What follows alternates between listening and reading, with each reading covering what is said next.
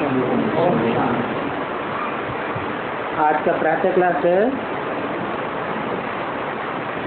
16 अगस्त 1968।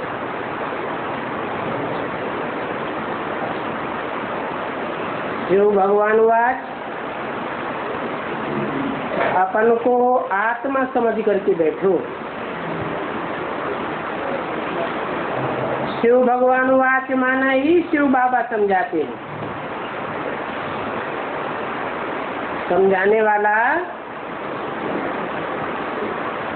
कोई देहधारी नहीं है। देहधारी आत्मा उसे कहा जाता है जिसकी बुद्धि देह में धरी हुई हो, या जिसकी बुद्धि को देह आकर्षित करती हो, उसको कहा जाता है देहधारी। जिसमें प्रवेश करता है वो देहधारी हो सकता है, परंतु प्रवेश करने वाला वो सुप्रीम रूह देह को क्षण मात्र भी धारण करने वाला नहीं है। वो बैठ बच्चों को समझाते हैं कि अपन को आत्मा समझ करके बैठो। तो कितना ध्यान देना चाहिए। सुप्रीम रूह बैठ करके हमको समझाते हैं। 63 जन्म तो देहधारी मनुष्य गुरु आत्माएं हमको समझाती रही।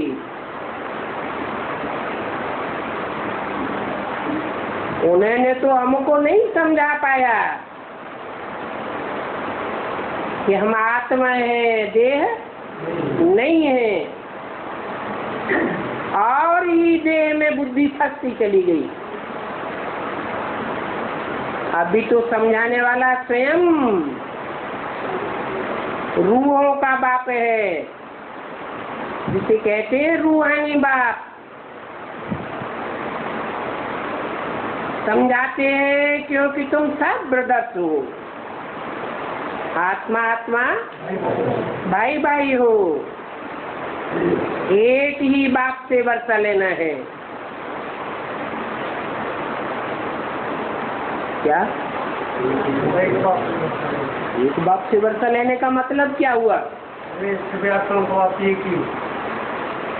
एक बाप से वर्षा लेने का मतलब है कि बहुत तेरे ऐसे भी हैं जो एक बाप से वर्षा लेने की बात भूल करके औरों में भी लटक पड़ते हैं, औरों की समझाने को भी स्वीकार कर लेते हैं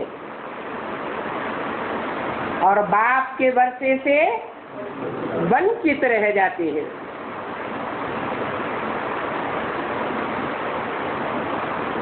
बहु जैसे कि कल 5000 वर्ष पहले भी बाप से वर्षा लिया था, ऐसे ही अभी भी एक ही बाप से वर्षा लेना है। कोई दूसरे इब्राहिम, बुद्ध, क्राइस्ट आदि से वर्षा नहीं लेना है, या उनके फॉलोअर्स से वर्षा नहीं लेना है, अथवा उनके आधार मूर्त या उनके जो बीज हैं उनसे भी हमको वर्षा नहीं लेना है। वर्षा नहीं लेने का मतलब है उनकी बातों को कान पर नहीं धरना है। इसलिए बोला कि अनेकों से ज्ञान सुनेंगे तो व्यभिचारी ज्ञान हो जाएगा। फिर अब व्यभिचारी वर्षा सूर्यवंशी नहीं मिल सकता।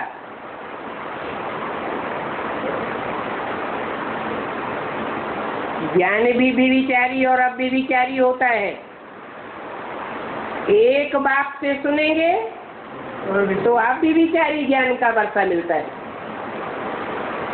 औरों से सुनेंगे तो भी विचारी वर्षा मिल जाएगा।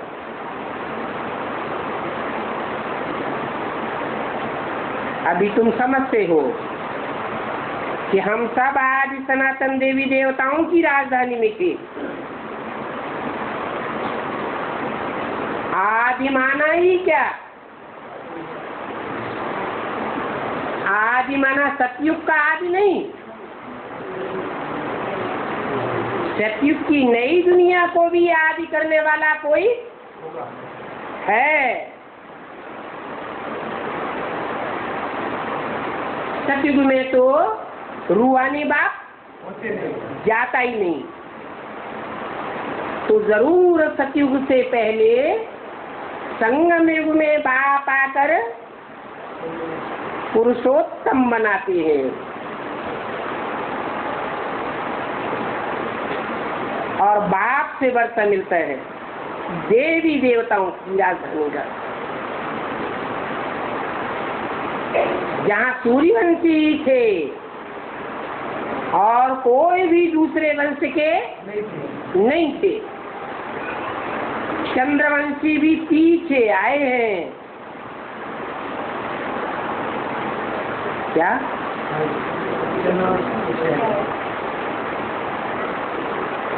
ब्राह्मणों की संगमिली दुनिया में भी जब माला का सिलेक्शन होता है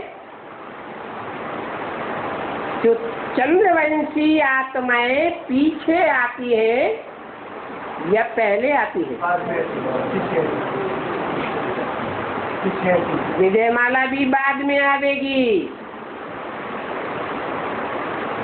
चंद्रवंशी आत्माएं पीछे पीछे आती है, सूर्यवंशियों के पीछे पीछे उनको फॉलो करती हैं। रानियां किसको फॉलो करती है? राजाओं को फॉलो करती है। तो बाप आकर के अव्वल दीन स्थापन करते हैं। दीन धर्म को कहा जाता है। अल्लाह अव्वल दीन की कहानी प्रसिद्ध है। मुसलमान लोग भी इस बात को मानते हैं कि पहले पहले इस दुनिया में अल्लाह का राज्य था। बाप बैठ समझाते हैं कि तुम सूर्यवंशी अर्थात विश्व का मालिक कैसे बन सकते हो?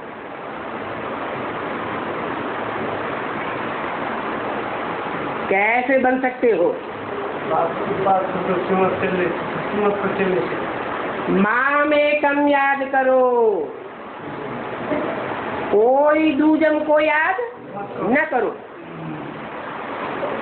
कोई दूसरों की भी बातें सुनेंगे, कान पर धरेंगे, दिल में धरेंगे, तो उनकी भी याद आती रहेगी। फिर विश्व के मालिक नहीं बन सकते। नई विश्व के मालिक बनना है तो सिर्फ मेरे को याद करो। तुम सब आत्माएं भाई भाई हो, भाई भाई हो, ये याद क्यों दिलाते हैं?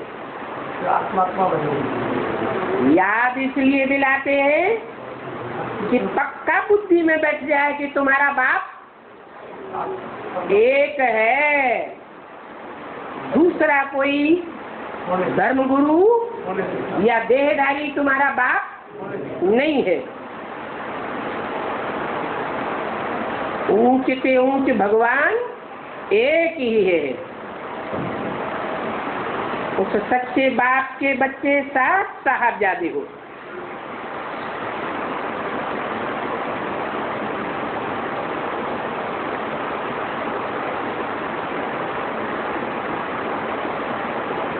परिवार में 3 स्टेजेज होती है खास। साहब बीवी और बाकी बच्चे सब गुलाम। रचना क्या हो गई? बाप की, बाप को डायरेक्शन देने वाली या बाप के डायरेक्शन पर चलने वाली? चलने वाली।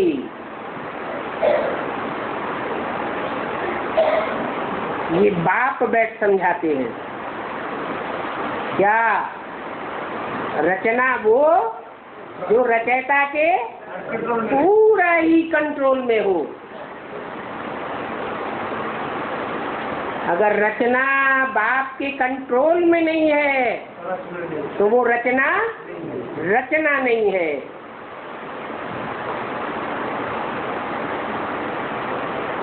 कंस का मिसाल देते हैं। कंस का बाप कंस को क्या समझ बैठा? अपनी रचना समझ बैठा। परंतु क्या वो उसके कंट्रोल में था? उग्रसेन के कंट्रोल से बिल्कुल बाहर था। तो भी सत्ता उसके हाथ में देता चला गया। आखिरी रचना हाथ से निकल गई। नहीं तो रचना रचयिता बाप की मुट्ठी में रहनी चाहिए। आज रावण राज्य में क्या हाल है? रचना रूपी जो बच्चे हैं वो माँ बाप के कितने कंट्रोल में रहते हैं?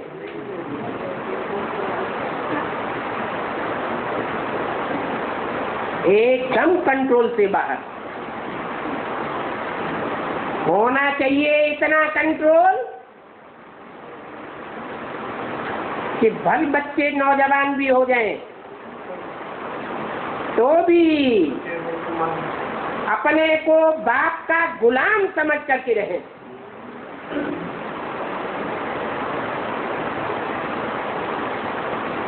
बड़ा भी बच्चा हो तो भी बाप के सामने आंख उठाने की हिम्मत न पड़े। उसको कहते हैं आज सनातन देवी देवता धर्म का फाउंडेशन। पारिवारिक व्यवस्था ऐसी मजबूत हो कि धर्म सत्ता राज्य सत्ता पूरे परिवार की एक हाथ में होनी चाहिए। तब कहेंगे साहबजादे।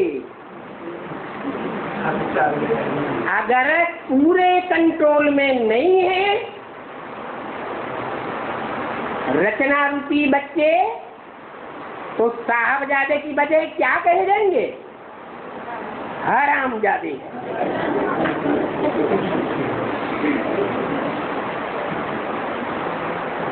ये बातें बाप बैठ समझाते हैं। क्या ये बाप की पहचान है? क्या कि साहबजादे साहबजादियां साहब और बीवी परिवार में उनकी क्या स्टेज होनी चाहिए? ये फाउंडेशन कहाँ डाला गया?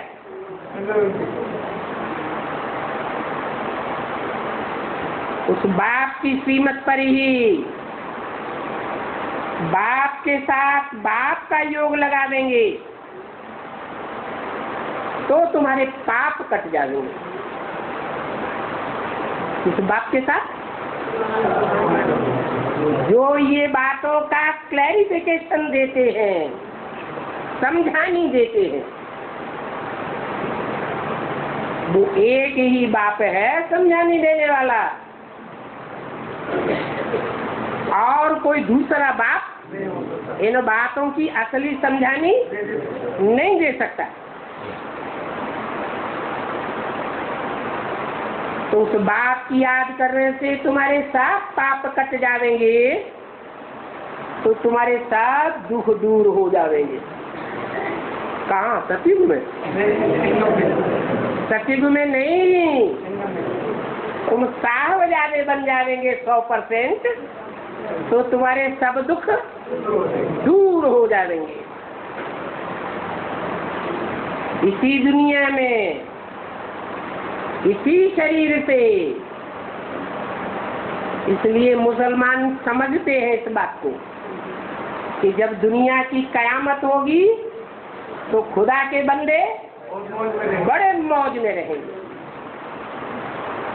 कहते भी हैं मालिक तेरे बंदे हम, सब बंदे वंदना करते हैं, सर झुकाते हैं। अगर सर न झुकावे,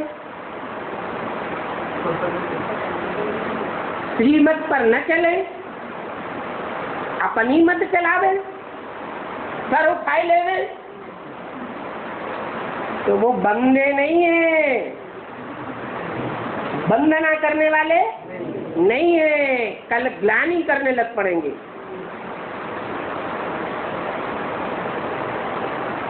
ऐसे ग्लानि करने वाले बाप से आंख से नहीं मिलाते हैं। बाप से जब हमारी आंखें मिलती हैं तो तुम्हारे साथ दुख दूर हो जाते हैं। आंखों के देखने से ही पता चल जाता है कि एक दूसरे के प्रति कितना प्रेम भाव है। आंखें दिल की बात बाहर बता देती है।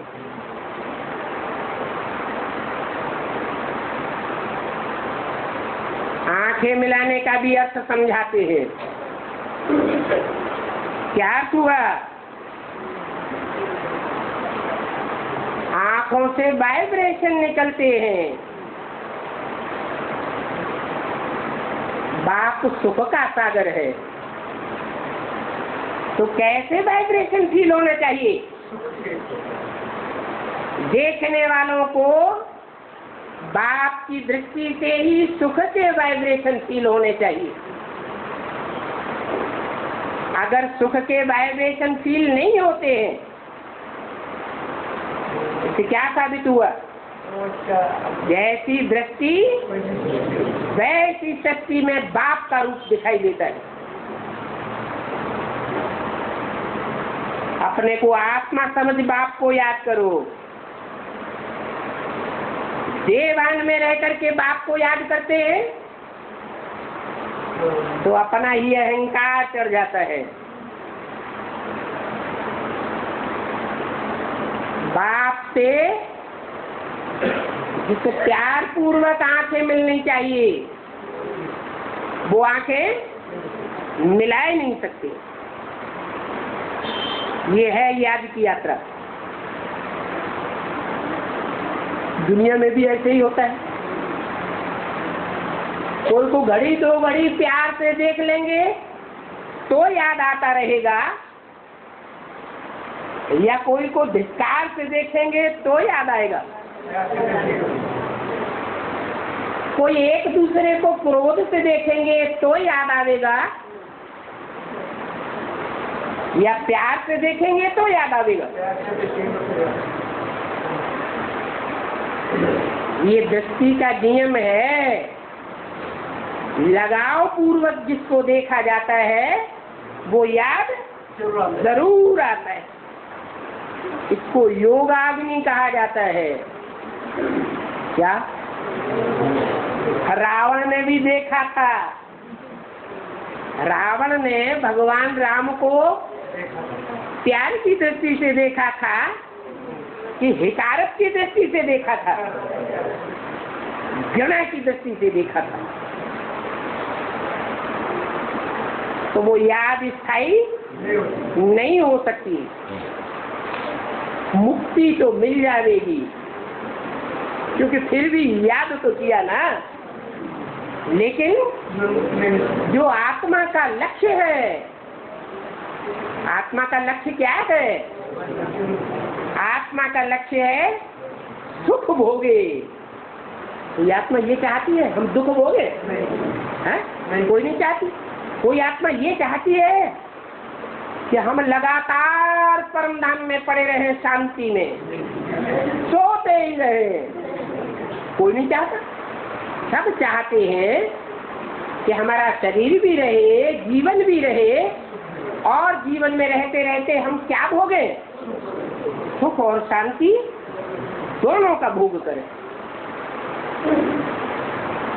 तो ये हमारे जीवन का लक्ष्य है, आत्माओं का लक्ष्य है। बेअभिमानियों का ये लक्ष्य नहीं होता है। तो ऐसी योगाग्नि में, कौन सी योगाग्नि में?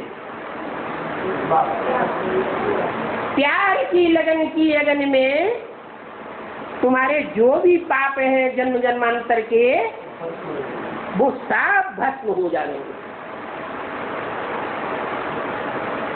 और अंदर से मैल भरा हुआ हो तो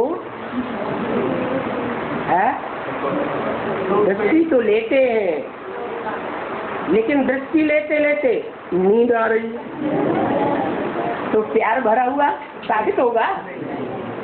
साबित हो जाएगा। सारी सभा के बीच में आसपास वाले समझ जाएंगे इनका बाप से प्यार नहीं है। नहीं तो जिससे प्यार होता है वो सामने होता है तो नींद आती है क्या? नहीं।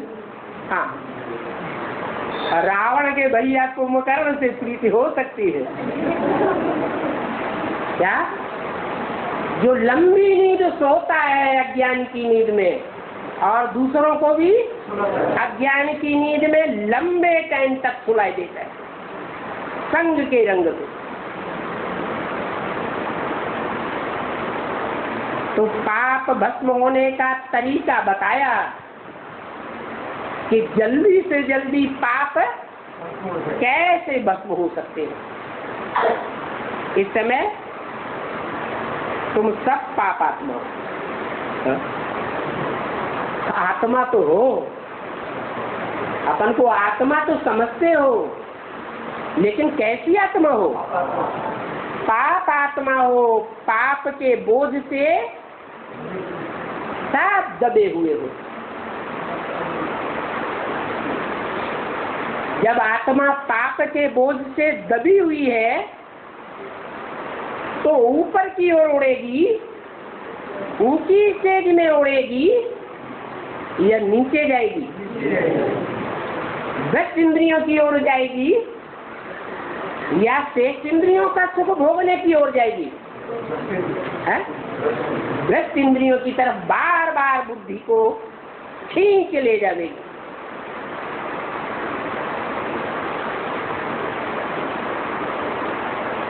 तो तुम सब भ्रष्टाचारी हो गए हो। अभी तुम सब पापात्मा हो और भ्रष्ट आचरण करने वाले, भ्रष्ट इंद्रियों में रमण करने वाले हो गए हो। इसलिए ये दुनिया है ही दुखधाम। भ्रष्ट इंद्रियों से भ्रष्ट कर्म होंगे या श्रेष्ठ कर्म होंगे? भ्रष्ट कर्म करते करते दुख की दुनिया जहरी होती जाती है। अभी भी 70 साल बाप को आए हुए हो गए। बच्चे ज्यादातर दुख की दुनिया में गहरे जाते हैं या दुख की दुनिया से उपराम होते जा रहे हैं? क्या अनुभव करते हैं? 70 साल से ऊपर हो गए। अपने अपने दिल से पूछे कि हमारे मन बुद्धि की स्टेट क्या है? अपन से पहले पूछना चाहिए, दूसरों से प्रश्न बाद में करें। पहले अपन से पूछना चाहिए, दुखधाम वासी हो या सुखधाम वासी हो? नरकवासी हो या स्वर्गवासी हो? क्या जवाब आएगा?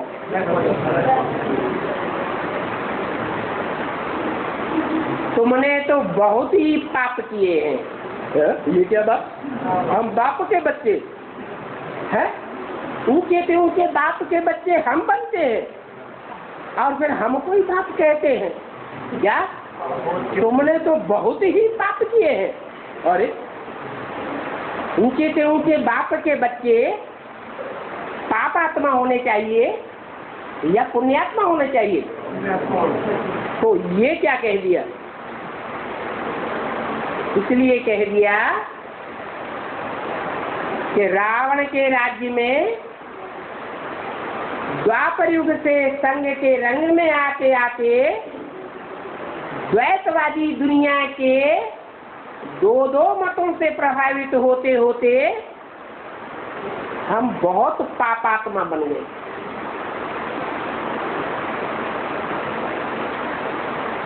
कोई बड़े आदमी का बच्चा हो,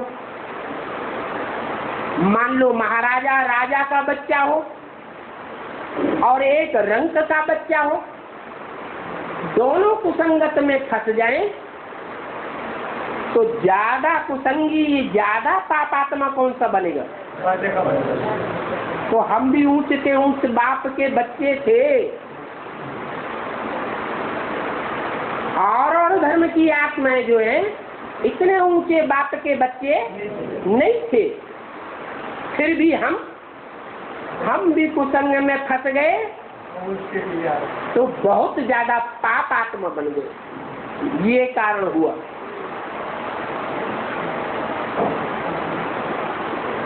नहीं तो हमको बहुत पुण्य आत्मा होना चाहिए था। इसको कहा जाता है रावण राज्य का प्रभाव। हमारे ऊपर किसका प्रभाव पड़ गया? रावण का प्रभाव पड़ गया।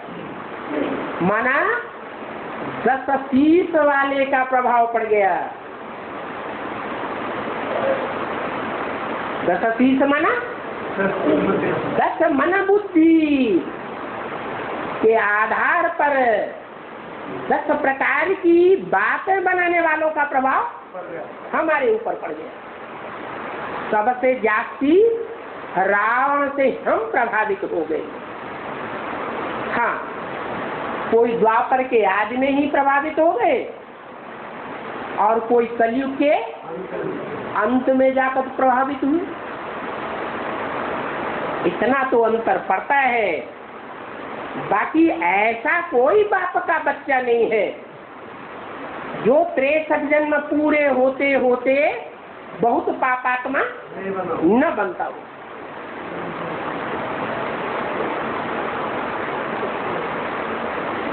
तो इसको कहा जाता है रावण राज्य, जो बरबसी हमको अपने प्रभाव में लेकर के बहुत पापात्मा बनाई देता है। और सतयुग को कहा जाता है राम राज्य, जस्ट अपोजिट। वहाँ कैसे संग के रंग में आते हैं? नहीं, सतयुग में कहा एक बाप का संग होता है। सतयुग में राम राज्य होता है ना, राम का स्थापन किया हुआ राज्य है, इसलिए राम राज्य कहा जाता है। उस राम राज्य में आसुरी राज्य नहीं होता है। आसुरी धर्मों में कन्वर्ट होने वाली आत्माएं तो हो सकती हैं, लेकिन उनका राज्य नहीं होता है। राज्य किसका होता है?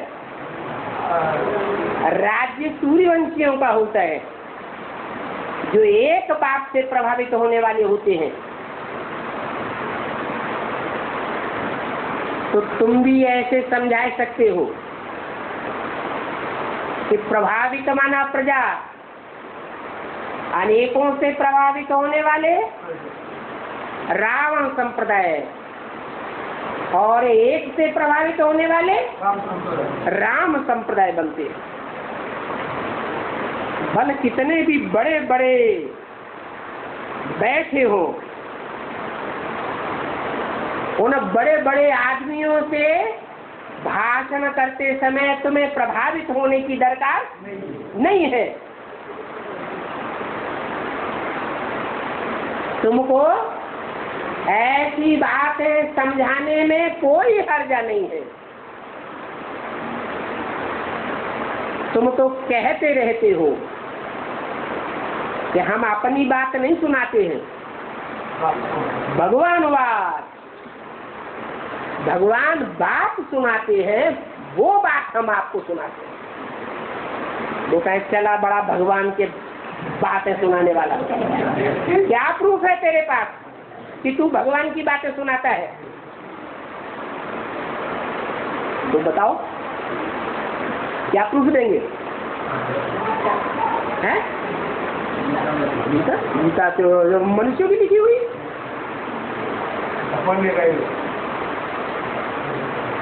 जो गीता दुनिया में मिल रही है वो भगवान ने गाई है। कौन है भगवान? अरे यही तो झगड़ा है। वो कहेंगे तुम्हारा भगवान वाच वो कौन है जो ऐसी ऐसी बातें उवाच करता है? तुम्हारा भगवान उवाच नहीं करता है, तुम उवाच करते हो। तुम्हारी गर्दन पकड़नी चाहिए। तो क्या जब अपनी गर्दन कैसे छोड़ाओगे? नहीं पकड़ाएंगे, वो तो पकड़ेंगे। तुम झूठ कहते हो भगवान वाच। नहीं नहीं,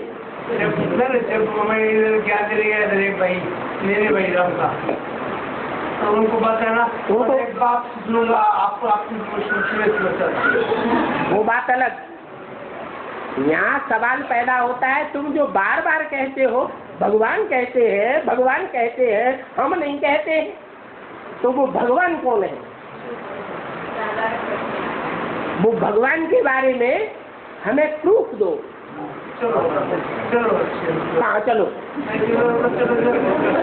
नहीं सीधा सीधा प्रूफ बताओ कि भगवान बाप आते हैं तो ब्रह्मा के द्वारा नई सृष्टि रचते हैं या नहीं रचते हैं? रचते हैं। प्रूफ है कि सारी दुनिया में इतना बड़ा ब्राह्मणों का परिवार जो ब्रह्मा ने रचा है माउंट आबू में बैठ करके, सारी दुनिया के शहर शहर में और भारत के तो गांव गांव में वो ब्राह्मण परिवार, ब्रह्मा की औलाद, ब्रह्मा कुमारी विद्यालय फैला हुआ है। ये प्रूफ है पक्का कि हम ब्रह्मा की औलाद हैं, और जो ब्रह्मा की औलाद है वो ही पक्के ब्राह्मण हैं। बाकी तो आज के ब्राह्मण मांस, शराब, वैश्यावृत्ति क्या क्या करते पकड़े जाते। हम वास्तव में ब्रह्मा की ओरिजिनल संतान हैं, ब्रह्मा कुमार हैं, ब्राह्मण हैं, और वो ब्राह्मण सारी दुनिया में फैल रहे हैं। तो क्या प्रूफ नहीं है तुम्हारी आंखों के सामने? इतना बड़ा परिवार दुनिया में कोई संस्था है, कोई और ऐसा बड़ा परिवार है जो एक चूल्हे पर रोटी खाने के लिए तैयार हो? नहीं है।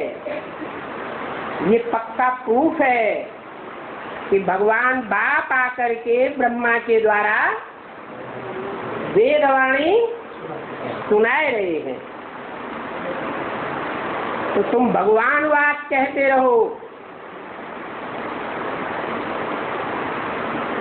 कोई झगड़ा करे तो प्रूफ दे दो।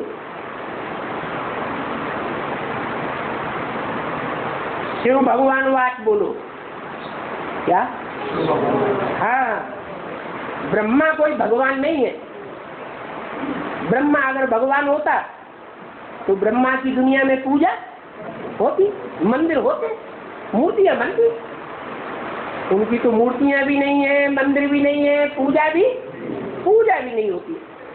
हाँ, ब्रह्मा के मुख से उवाच किया, वेदवाणी बिना उवाच किए निकलेगी?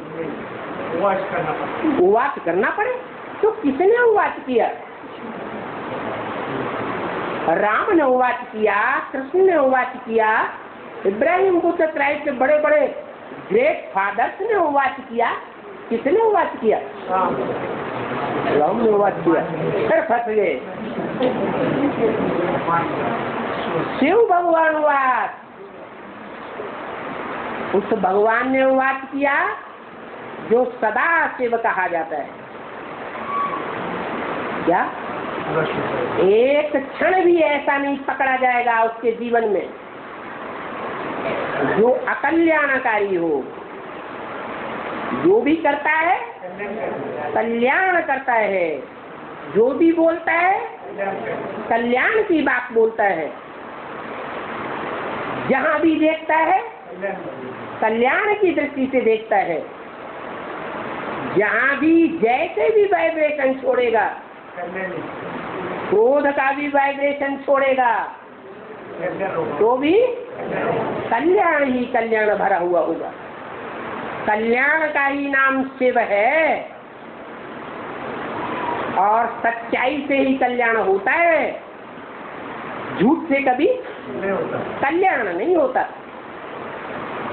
सत्य को ही शिव कहा जाता है, सत्यम शिवम।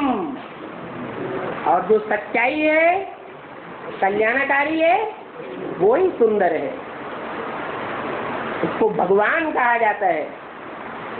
अंग्रेज लोग भी मानते हैं गॉड इज ट्रुथ,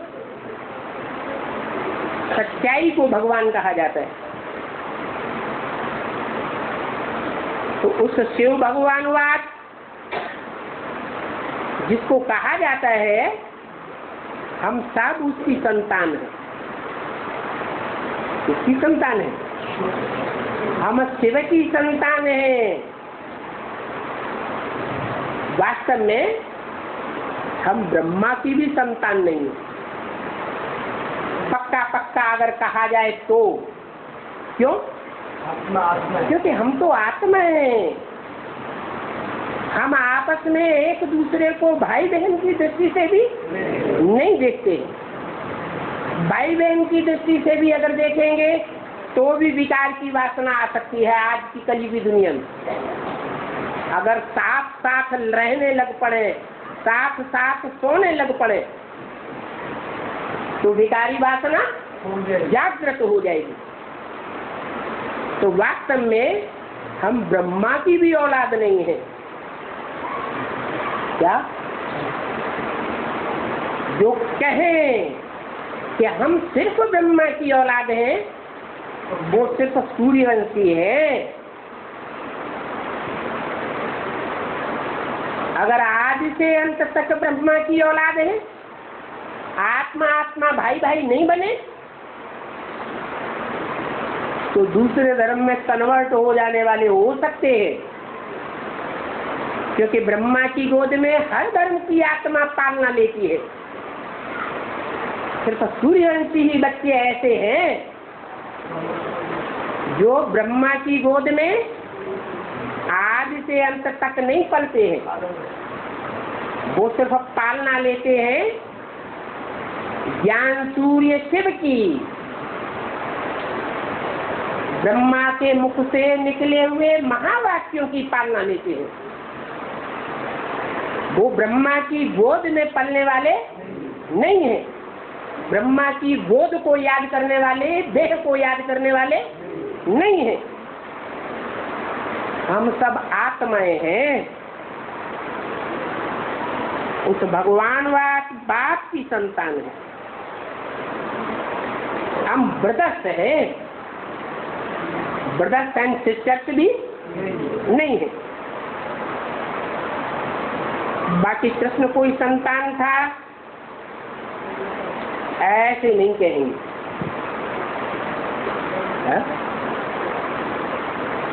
कृष्ण किसकी संतान था? वो तो कहते हैं कृष्ण भगवान था। वास्तव में उनको पता नहीं है। हम इस बात का प्रूफ देते हैं, इस बात का कि कृष्ण कोई भगवान नहीं है। प्रूफ ये है, वो कहते हैं हे कृष्ण नारायण वासुदेव, माना वासुदेव नारायण और कृष्ण एक ही आत्मा का नाम है। जो कृष्ण है वो ही नारायण है कहते हैं ना। और नारायण को सतयुग में ले गए हैं। 16 कला संपूर्ण नारायण का राज्य कहाँ दिखाया है? सतयुग में दिखाया है। तो सतयुग में जिस नारायण का राज्य दिखाया है वो नारायण बनने से पहले क्या था? क्या था? अरे गीता के ही अनुसार क्या था? मनुष्यों ने जो गीता लिखी है उसके अनुसार क्या था? नारायण बनने से पहले नर था, फिर उस नर को नारायण किसने बनाया? अरे ज्ञान देने वाला तो चाहिए, बनाने वाला तो चाहिए। तो साबित हो जाता है कि कृष्ण भगवान नहीं है, नारायण भगवान नहीं है। नारायण को नारायण बनाने वाला भगवान वो हो सकता है जो कभी भी जन्म मरण के चक्र में नहीं आता है। राम कृष्ण की आत्माएं तो जन्म मरण के चक्र में आती है। जो जन्म मरण के चक्र में आते हैं उनको ढेर की ढेर रानियां हो सकती है। कृष्ण को ढेर की ढेर रानियां दिखाई दी।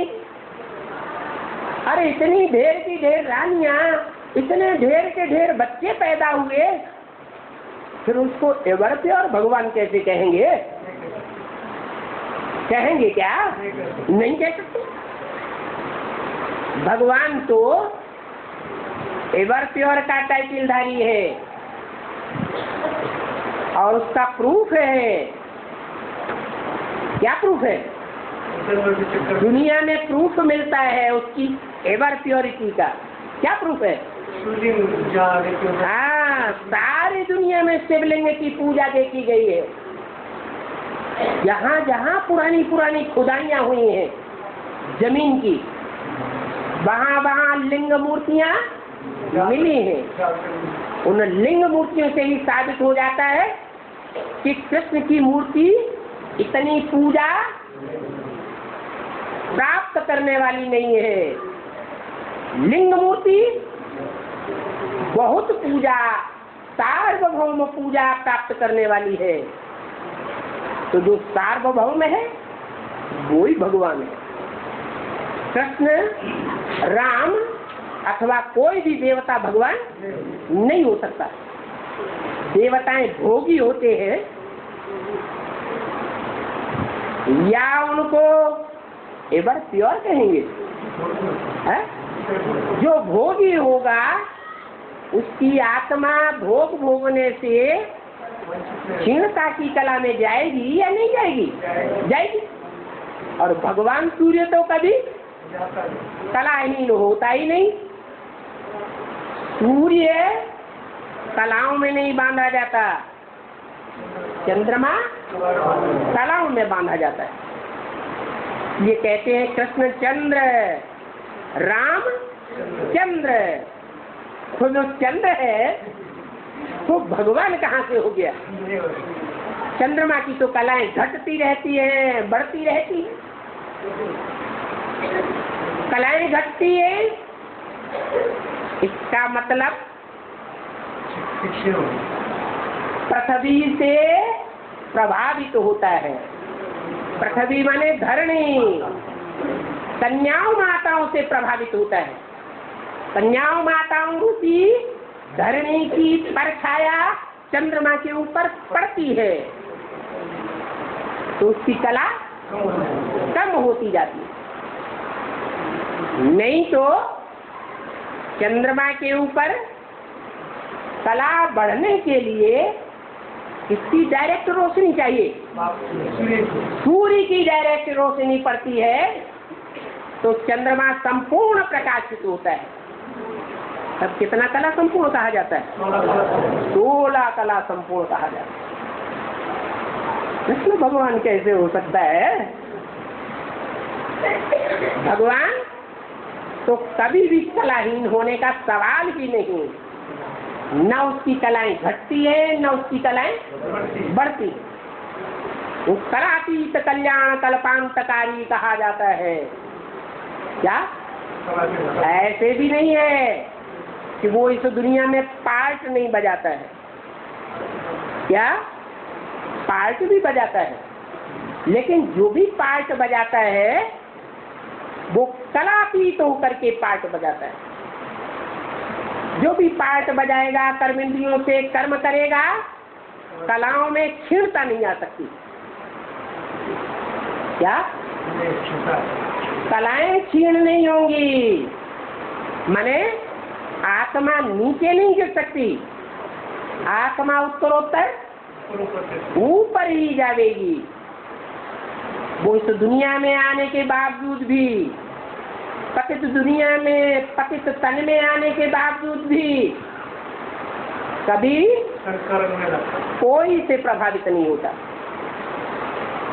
कोई उसको अपने अंडर दी कंट्रोल कर नहीं सकता।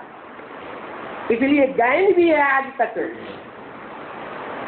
भारत में भगवान आते हैं और कोई देश में भगवान नहीं आते हैं। भारत में जो भगवान आते हैं वो भारत सोने की चिड़िया कहा जाता है। सोने की चिड़िया का मतलब क्या है? उस सोने की चिड़िया को हर एक देश वालों ने अपने मुट्ठी में करना चाहा। अंग्रेजों ने भी मुट्ठी में करना चाहा, मुसलमानों ने भी मुट्ठी में करना चाहा, हर धर्म के लोगों ने अपनी मुट्ठी में करना चाहा, लेकिन कोई भी अपनी मुट्ठी में नहीं कर सका।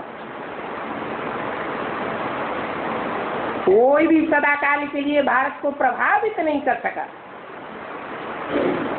ये भारत सिर्फ एक से ही प्रभावित होता है और वो है भगवान बाप।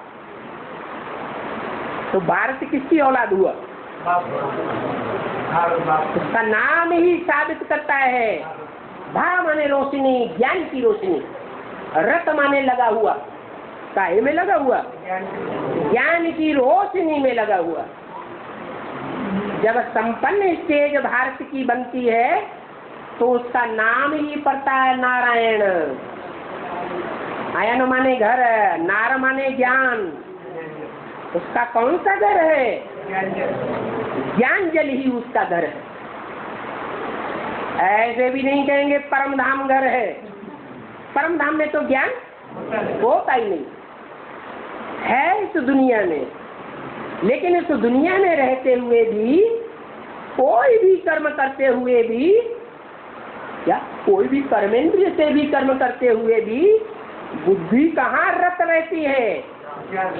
भा रोशनी में रत रहती है, ज्ञान जल में रमण करती है। मिट्टी में रमण करने वाली बुद्धि नहीं होती। तो बोला जिसको इतनी रानियां कही गई हैं वो भगवान कैसे हो सकता है? भगवान रानियों को कंट्रोल करता है, जैसे दुनिया वाले कंट्रोल करते हैं, ऐसे भगवान कंट्रोल करता है। या स्वतः ही कंट्रोल हो जाती है, प्यार के वशीभूत हो जाती है। भगवान कंट्रोल करता है। तो भगवान तो आकर सिखाता है। यहाँ जितना दूसरों को डायरेक्शन में चला देंगे, दूसरों को कंट्रोल में रखेंगे, उतना वहाँ डायरेक्शन पर चलना पड़ेगा, कंट्रोल में रहना पड़ेगा। तो भगवान दूसरों को सिखाता है, खुद नहीं करता है? खुद करता होगा कि नहीं करता होगा? खुद ही ये कार्य करता है। क्या? सारी दुनिया के ऊपर प्यार का शासन करता है। मुसलमानों की तरह तलवार का शासन नहीं करता है। हिंसा का शासन नहीं करता है, अहिंसा परमो धर्म सिखाने वाला है वो परमपिता परमात्मा। उसको ये नहीं कह सकते हैं कि उसकी रानियां हैं, क्या रानियां नहीं कहेंगे, क्या कहेंगे फिर? पटरानियां कहेंगे। पटरानियां भी कृष्ण को होती है, भगवान को थोड़ी ही होती है। अरे भगवान से प्यार करने वाले रानी कहे जाते हैं, या प्यार होने के बाद जब शादी हो जाती है तब रानी कहे जाते हैं, तब रानी कहा जाता है। तो अभी कौन सी स्टेज है? भगवान के साथ एंगेजमेंट किया है या रानी बन गए हैं? एंगेजमेंट है। कोई भी ये नहीं कहेगा कि हमने भगवान से शादी कर ली। एंगेजमेंट होना माने दिल लग गई, दिल लगी हुई है, लेकिन कोई शादी के बंधन में नहीं बंधे। तो रानियां राम कृष्ण को हो सकती है, भगवान रानी बनाने नहीं आता है, क्योंकि रानी जो होती है वो राजा के कंट्रोल में होती है, अधीन होती है। भगवान तो अधिकारी बनाने आया है। अधिकारी बनाने आया है या अधीन बनाने आया है? अधिकारी बनाने आया है। जो खुद अधिकारी बनाने आया है वो दूसरों को रानियां कैसे बना देगा? हाँ, बोला है कि तुम बच्चे ऐसे समझो कि साहब आया हुआ है। क्या बाप कोई तुमको गुलाम नहीं बनाते हैं? क्या बाप गुलाम बनाने नहीं आया है, लेकिन तुम अपने अंदर ऐसा समझो कि ईश्वरीय सेवा के लिए हम बाप के गुलाम हैं। आत्माओं के अंदर की ये वृत्ति हो समर्पण भाव की। भगवान समर्पण नहीं करता है। भगवान क्या करता है? भगवान समर्पण करता है। भगवान अपना बनाता है, क्या करता है?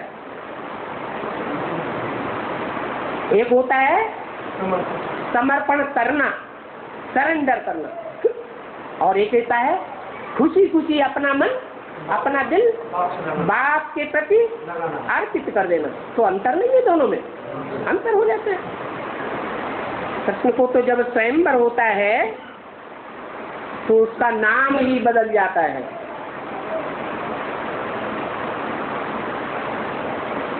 कृष्ण को स्वयंवर होने के बाद नाम बदलता है, और भगवान को तो इतनी आत्माएं, इतनी सजनियां अर्पण में करती हैं अपने को, परंतु भगवान का नाम नहीं बदलता। उसका तो एक ही नाम शिव है जो कभी बदलता नहीं, सदा शिव है। उसको कभी अकल्याणकारी नहीं कह सकते। हाँ, ऐसे कहेंगे कि लक्ष्मी नारायण को बच्चे थे, ऐसे नहीं कहेंगे राधा कृष्ण को बच्चे थे। हाँ, राधे कृष्ण स्वयंवर के बाद लक्ष्मी नारायण बनते हैं। कहाँ की बात? संगम युग की बात है। जब से भगवान बाप आते हैं तो आकर के नर से नारायण बनाते हैं। कोई नर से डायरेक्ट नारायण बनते हैं और कोई नर से प्रिंस बनते हैं। एक ही शरीर के द्वारा एक आत्मा नारायण का टाइटल धारण करती है। कौन सी आत्मा? राम की आत्मा। और एक आत्मा प्रिंस का टाइटल धारण करती है।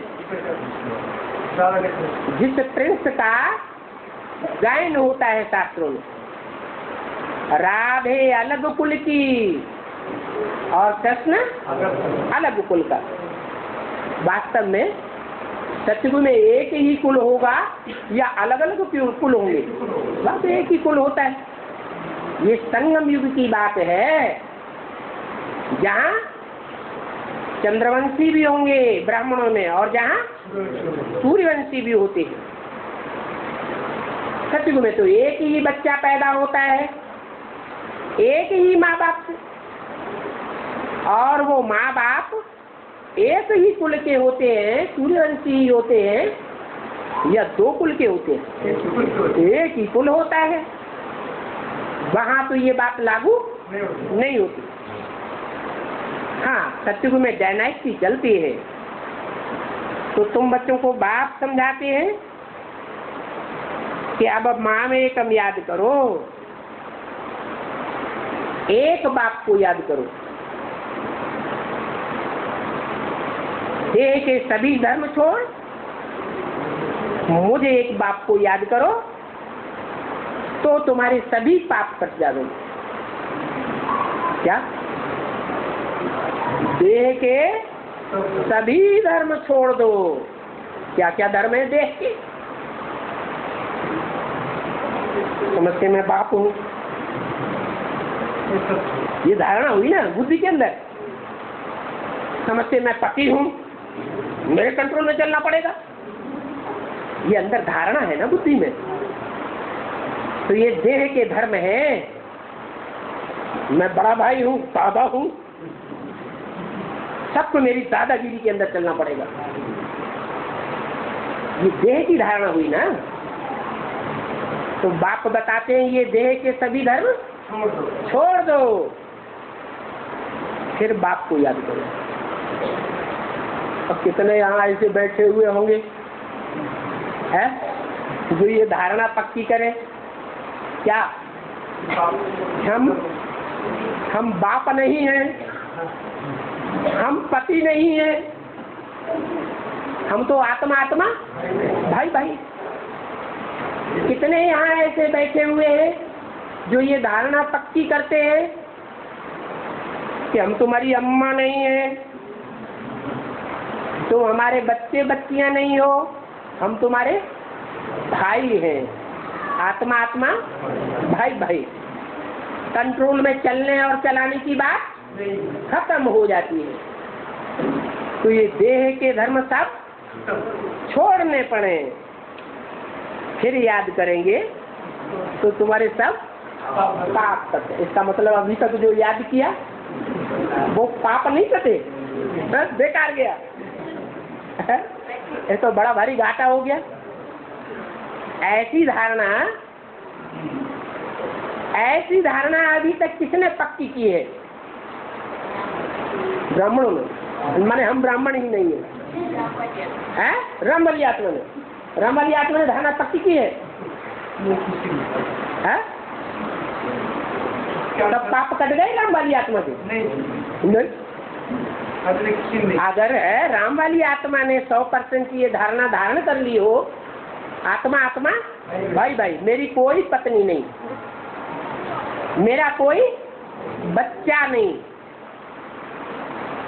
मेरा कोई दूसरा देह का संबंध है ही नहीं, तो रिजल्ट क्या होनी चाहिए? सारे पाप कट जाते हैं, पाप आत्मा साइकिल खत्म हो जाता है। तो रामबली आत्मा का पाप आत्मा साइकिल खत्म हो जाए तो शिव बाबा प्रवेश करेगा? तो प्रवेश ही नहीं करेगा।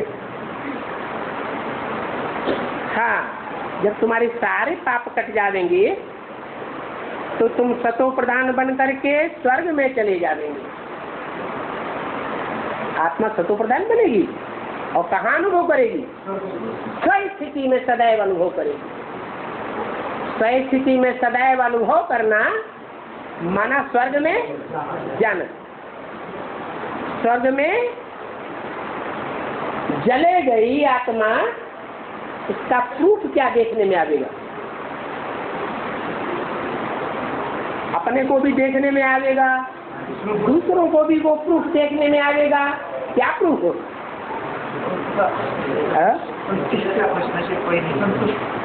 हाँ, आत्मिक स्थिति में स्थित रहने वाला कभी भी दुखी नहीं हो सकता, सदा सुखी रहेगा। नरक में तो अथाह दुख है, एक दुख खत्म होता है और दूसरा दुख शुरू हो जाता है। दो दुख खत्म होते हैं और चार दुख शुरू हो जाते हैं। वहां स्वर्ग में तो दुख का नाम निशान नहीं रहेगा। क्या उसको कहेंगे? पुण्यात्मा देवता, कि पुण्य ही पुण्य है। जिन पुण्यों को 21 जन्म तक उस आत्मा को भोगना है, पाप का नाम निशान उस आत्मा में नहीं है। इसलिए 21 जन्मों तक दुख का नाम निशान उसके जीवन में नहीं हो सकता। ओम शांति।